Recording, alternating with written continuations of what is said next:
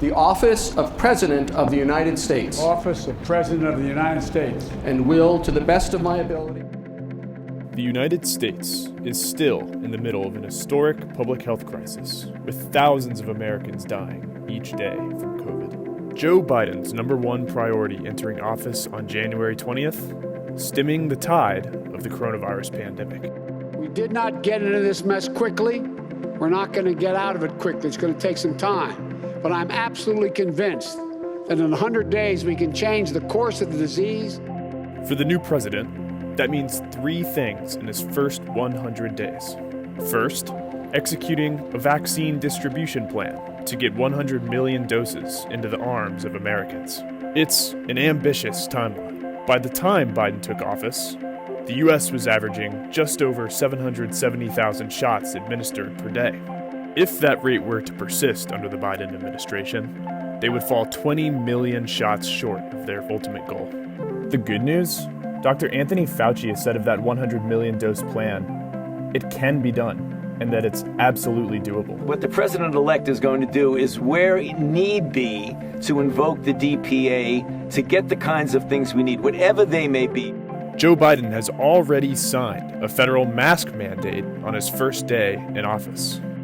It doesn't matter your party, your point of view. We could save tens of thousands of lives if everyone would just wear a mask.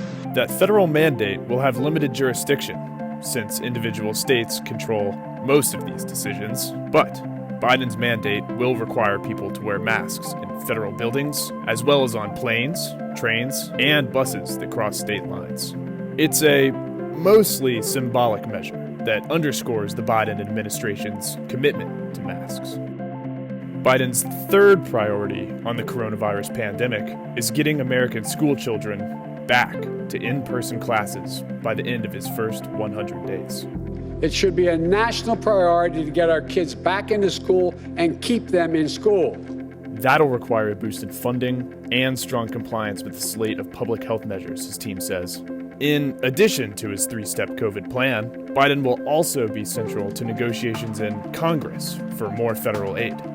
That could mean more stimulus checks, more bailout loans for small businesses, more funding for testing and vaccine distribution. Get ready to hear a lot more about immigration during the first 100 days of the Biden administration. That's because it is the one area where he can make a massive immediate impact without any help or disruption from Congress. In Donald Trump's 4 years in office, Congress never passed any meaningful immigration reform. That meant Trump had to govern in that sphere by executive order. Issuing a temporary suspension of immigration into the United States. Joe Biden has already scrapped Trump's infamous Muslim ban on his first day in office. And there are several other things he plans to do right away. He can immediately halt border wall construction, saving the Defense Department billions of dollars that had been diverted from other projects. He'll also reinstate full protections for Dreamers, those undocumented Americans who were brought to the U.S. as children and have lived here for most of their lives. Biden can take steps to bolster the U.S. asylum system for refugees from war-torn countries such as Syria and Yemen. He has already put an official end to the Trump administration's policy of separating immigrant children from their parents at the U.S.-Mexico border. And perhaps most pressingly, Biden has said he'll establish a task force to reunite the 545 immigrant children who've been separated from their parents. Climate change and climate warming, global warming, is an existential threat to humanity. We have a moral obligation to deal with it.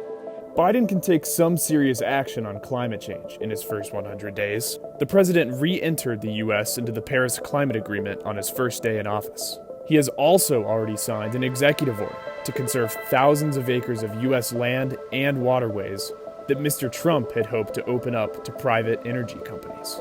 He has also signed an executive order to place an immediate freeze on Interior Department permits for energy companies to frack on federal lands.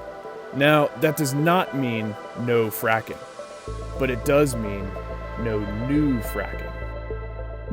And here's why winning the Georgia Senate runoff elections were so crucial. With a hold on both chambers of Congress and the White House, Democrats have complete control over whether they can pass Joe Biden's tax agenda or not. Biden's plan calls for raising taxes on the top income bracket. If you're raising somebody who's making $1 billion a year, it's not a problem if they pay 39.6%, which everybody should pay, raise another $90 billion. The president also wants to increase the child tax credit as part of his broader COVID relief package and raise the corporate rate from 21% to 28% to make massive companies pay their fair share. To get anything done on taxes, Biden will have to broker a deal between conservative West Virginia Senator Joe Manchin and progressive New York Congresswoman Alexandria Ocasio-Cortez. Good luck threading that needle. On healthcare, Biden can do a handful of things on the regulatory side to boost Obamacare's access and affordability. That's as boilerplate as extending the open enrollment period and simply spending more money on advertising Obamacare to people. On policing reform, Biden can't do much of anything by way of executive fiat. He has promised to form a National Police Oversight Commission in his first 100 days to promote community policing and help local law enforcement agencies address racial disparities. I do not believe we have to choose between law and order and racial justice in America. We can't have both.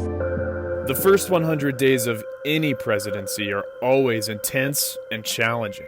But going for a major political reform in the middle of an historic pandemic while trying to unite a divided nation could be one of the most formidable to-do lists in modern political history.